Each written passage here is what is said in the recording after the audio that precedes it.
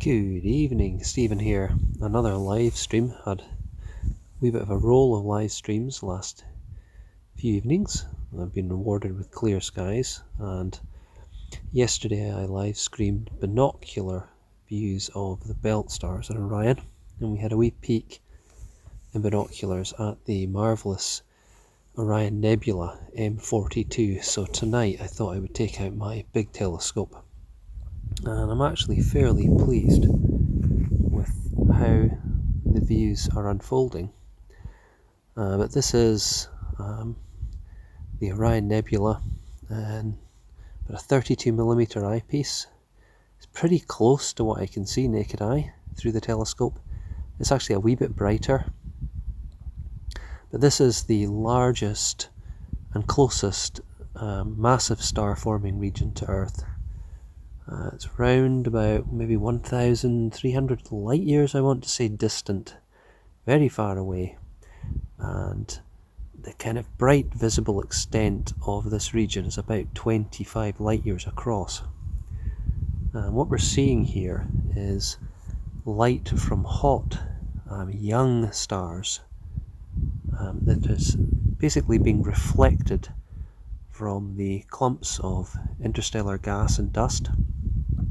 So we call that a reflection nebula, but Orion is also an emission nebula. So if you look at Orion in a camera, take a long exposure, you will see lots of red light, and that is ionized hydrogen gas, and that's due to the intense radiation being blasted out by these young hot stars, ionizing all the hydrogen gas in the region. But alas, naked eye or in telescope, you don't tend to see the red light. You can sometimes see a greenish tinge to the nebula. I tend to just see it black and white with my own eyes, but everyone's different. So there we go. Apologies, incidentally, it's still a bit windy. Hopefully not as bad as it was the other night when I was trying to live stream. But there we go. In the middle of the Orion Nebula is a young open star cluster called the trapezium. Let me see if I can zoom in a wee bit. There we go. You can actually see some of the brighter stars there. Kind of a wee bit out of focus, actually. There we go. You can see the trapezium, and there's hundreds of members within this nebula. I believe the youngest recorded star in there is maybe 100,000 years old. That sounds like a long time, but that's actually very young in terms of star life.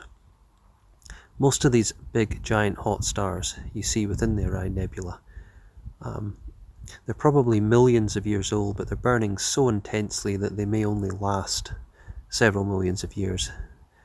They're likely supernova candidates. But also within that cluster are lots of smaller stars.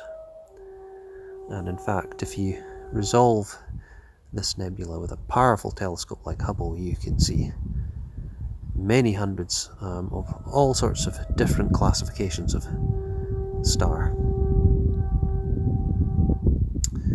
So there we go. Always worthwhile to come out and look at the Orion Nebula. Really one of the most amazing targets to look at, and very accessible for us in Northern Europe in winter.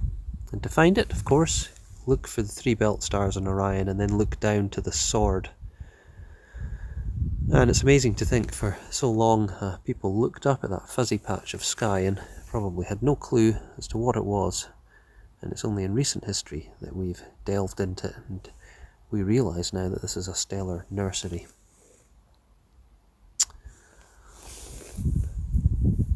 So yeah, I can't see any of the feed comments incidentally using this app, so apologies for that. But hopefully this is reasonably clear.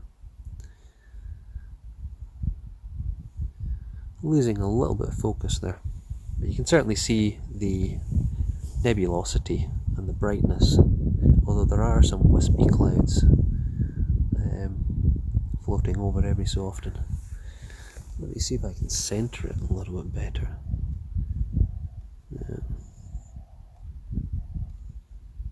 So yeah, wee bit better, perhaps.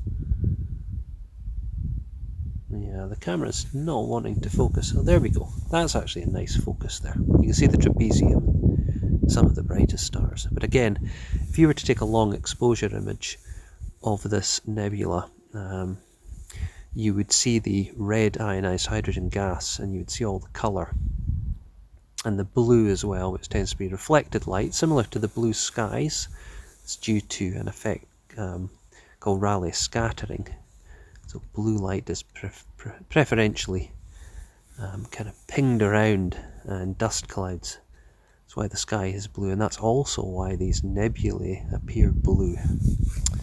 So it's just reflected starlight from all the dust. And there we go, that's actually quite a nice view of it. Yeah, I just saw a comment flash up briefly, exactly, a baby star nursery. I see the occasional comment flash up in the top right of my feed here, but it's not the normal Facebook live stream, unfortunately, so apologies for that, because I do like to... It's nice to interact. And the reason I'm using this, if I use the normal Facebook live app, it wouldn't give me the exposure I've got at the moment. I've got the exposure ramped way up. Facebook Live unfortunately doesn't give you nice camera controls, so I'm having to use an alternative. But there we are. Think of the distance. Over 1,000 light years, 1,300 light years away. Active star forming region. Likely this region, if you go back to sort of dinosaur times, that tends to be the marker in long history I tend to think about with the stars. 65 million years ago. It's likely that this region would not have been lit up. So the star forming kind of switches on and off. Something like the Pleiades would have been, if you go back to that period. Of course, the Pleiades is a kind of mature version of what we're looking at here in Orion. Most of the gas has been gobbled up by the stars that were forged in the Pleiades, and they began to separate out. And the first generation of stars will die, of course, explode and seed the second generation, and so on.